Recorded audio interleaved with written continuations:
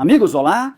Vocês certamente já ouviram essa pergunta pelo menos uma vez. Eu acho que mais de 10 vezes a Ucrânia deve viver como Israel, a Ucrânia vai viver como Israel, a Ucrânia sempre estará em estado de guerra eterna. Por isso, é preciso se orientar pelo modelo de Israel, de amigos, de conhecidos, de várias pessoas. Ou ainda existem cerca de 100 variações desse argumento.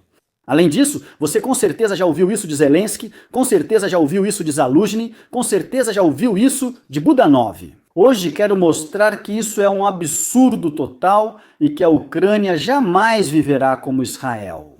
Provavelmente, felizmente, porque viver nesse regime é muito difícil. O vídeo inicialmente seria chamado 10 razões ou argumentos de por que isso não vai acontecer. Hoje vou te dar 15 argumentos. Eu peço muito que vocês escrevam comentários sobre o que ouviram, com o que concordam, com o que não concordam, ou adicionem seu 16º, 17º, 18º, 19º ou 20º argumento a favor do que eu estou dizendo. Então vamos lá. Primeiro argumento. O ambiente geopolítico é completamente diferente. Israel está cercado por países relativamente pequenos, com capacidades econômicas e militares muito modestas. Nosso vizinho agressivo é a Rússia. Bem, gostemos ou não, é uma superpotência com grande potencial nuclear, economia forte e recursos consideráveis. Isso torna uma defesa isolacionista constante ao estilo de Israel simplesmente impossível. Porque isso é uma grande vulnerabilidade e ao mesmo tempo bastante curiosa. Argumento 2. A ausência de um bloco aliado poderoso com garantias incondicionais. Israel recebe há décadas ajuda militar e financeira garantida dos Estados Unidos da América. Isso inclui defesa antiaérea, aviação, inteligência e subsídios anuais. A Ucrânia não é aliada, e sim parceira dos Estados Unidos da América, ao contrário de Israel, que é aliado. Muitos não percebem essa distinção. Os Estados Unidos da América sempre ajudarão um aliado, pois são obrigados por documentos específicos. Com a Ucrânia, tudo é bem diferente. E é exatamente nisso que estou trabalhando. E sempre prego e digo que a Ucrânia deve se tornar aliada dos Estados Unidos da América, não da OTAN ou da União Europeia. Vamos falar sobre isso agora, mas sim aliada dos Estados Unidos da América. Não é só pedir, mas também oferecer algo em troca. E nós temos o que oferecer, incluindo recursos naturais, mas além deles também temos muitas outras coisas. Argumento: os modelos econômicos são completamente diferentes. Israel investiu na exportação de alta tecnologia, medicina e tecnologias militares. Isso permitiu que atingissem um nível incrível. No ano passado, o produto interno bruto per capita foi de 50 mil dólares. Pensem nisso, 50 mil dólares por pessoa, enquanto o produto interno bruto per capita da Ucrânia é de 5 mil dólares. Ou seja, em média, um israelense é 10 vezes mais rico que um ucraniano. O que é a economia ucraniana? Vamos ser honestos, ainda é uma economia baseada em matérias-primas, ainda depende da exportação agrícola, ainda depende do trânsito. Nós não temos um setor tecnológico desenvolvido para resolver esses tipos de problemas. Quarto argumento: tendências demográficas e migratórias são totalmente opostas. Israel adota uma política agressiva de repatriação, ou seja, atrai judeus do mundo todo e concede cidadania. O que está acontecendo na Ucrânia? As pessoas estão fugindo da Ucrânia, dispostas a pagar 10, 20, 30, em alguns casos até 50 dólares, só para conseguir escapar. Na Ucrânia, a crise demográfica é colossal. Os estudantes já estão indo embora, a guerra e perdas econômicas e militares. E antes disso, já tínhamos uma diminuição populacional simplesmente fantástica. Muitos partiram, ao menos para a Polônia. Isso é crucial aqui. Número 5. A estrutura militar e a cultura de mobilização diferem totalmente. Em Israel, o serviço militar integra a identidade nacional e a maioria considera um dever. Isso se formou ao longo da história e é uma das bases do Estado. O que vemos na Ucrânia? Resistência em massa, evasão em massa. Porque não é assim que tudo isso é feito. Porque Israel é um Estado totalmente democrático, com liberdade de expressão. E desde o início tudo era assim lá. E desde o início todos entendiam para que isso estava sendo feito. Além disso, vamos lembrar que a Ucrânia é um Estado laico, enquanto Israel é um Estado religioso. Por isso, o modelo de mobilização geral e prolongada por muitos e muitos anos é simplesmente um modelo insustentável, ele não é viável. Sem futuro. Argumento 6. As dimensões territoriais de Israel e da Ucrânia não são comparáveis. Israel é um país compacto, o que permite concentrar forças e responder rapidamente às ameaças ao redor. Já a Ucrânia, para controlar o perímetro, é um país dezenas de vezes maior. Isso exige recursos incomparavelmente maiores para uma defesa constante. Eu pesquisei os números exatos aqui, para ser preciso. Essa é a fronteira com o inimigo. Para Israel, faixa de Gaza, Líbano e Síria somam só 450 quilômetros. Pense nisso, apenas 450 quilômetros. Na Ucrânia, a fronteira com Rússia e Bielorrússia tem cerca de 3.000 quilômetros, quase 10 vezes mais que os 450 quilômetros. A diferença é enorme.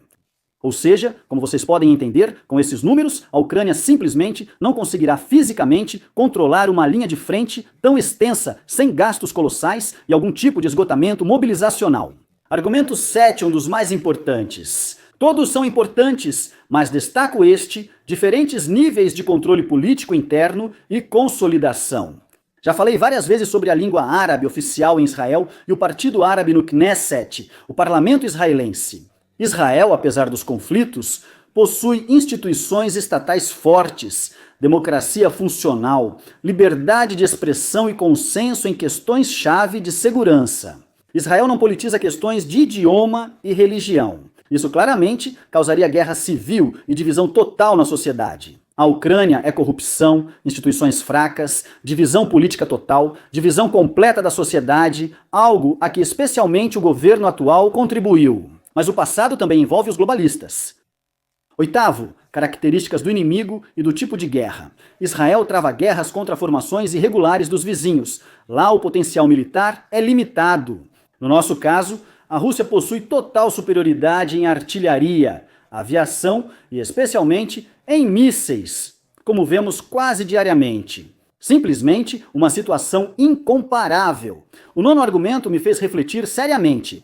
Para mim, isso parece status jurídico internacional e integração. Como sabem, Israel não busca aderir à União Europeia ou à OTAN e constrói seu modelo com autonomia. No nosso caso, o exército de Mavovira começou. Para nós, o caminho para a OTAN está na Constituição e também temos o rumo para a União Europeia. O modelo de estado de guerra permanente contradiz normas europeias e impede a integração. Se você me perguntar por que, eu sou a favor do modelo de autonomia total. E não só pela questão militar, mas também pela localização geográfica e pela Europa de esquerda atual, cheia de problemas e com política equivocada. Argumento 10. Já comentei um pouco hoje, mas utilizei a formulação de documentos oficiais.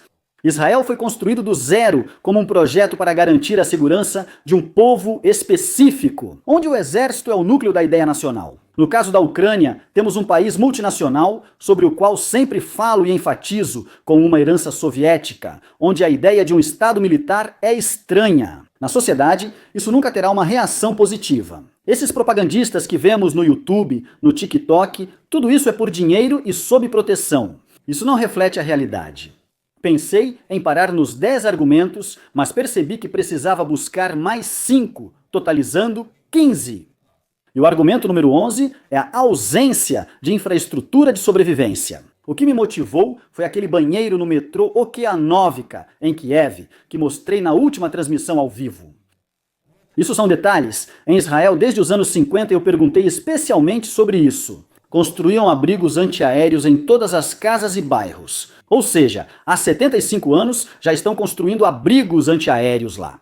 Na Ucrânia não há abrigos antiaéreos. E se eu estiver mentindo, por favor, escreva agora mesmo nos comentários em qual cidade você mora, em qual localidade. Sim, só escreva como estão os abrigos antiaéreos aí. Fale a verdade, não o que eu digo. Participem todos. Criar uma rede de abrigos antiaéreos do zero na Ucrânia custa dezenas de bilhões de dólares e leva anos. Diante da corrupção em todo lugar, vocês realmente acreditam nisso? Argumento número 12. Diferente capacidade em logística de defesa. Israel pode se fechar completamente com defesa antiaérea. Vocês conhecem a cúpula de ferro? São literalmente vários níveis de defesa antiaérea. No caso da Ucrânia, Patriots, Norwegian Advanced Surface, to Air Missile System, qualquer coisa. Não dá para cobrir tudo técnica e financeiramente. Não é possível. Argumento número 13. nível diferente de tecnologia militar de produção própria. Eu não acredito em nenhum flamingo, eu não acredito em nenhum pãezinho. Sim, há algum avanço nos drones. A própria vida obrigou. Mas lá há muita corrupção, o que torna ineficiente. Me digam, por favor, pessoal, vocês já ouviram falar de pelo menos um escândalo de corrupção em Israel? Na Ucrânia, a gente ouve falar de 10 todo dia. Vamos encarar a verdade, e não palavras bonitas. Elas não alimentam, não protegem, não salvam. Vamos encarar a verdade.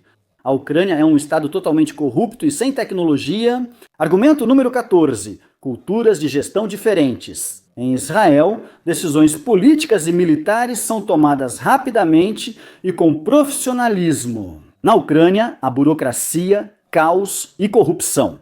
Sou responsável por isso, não por aquilo. Veja o exemplo da proteção da infraestrutura de energia elétrica, que precisava ser protegida, construir uma estrutura de proteção. Mustafa Naem tinha bilhões de grivnias, mas não há estruturas de proteção. Veja as defesas que deveriam ter sido construídas na fronteira de Kharkiv e Sumy. Onde estão? O dinheiro foi destinado, mas não há estruturas. Vamos encerrar.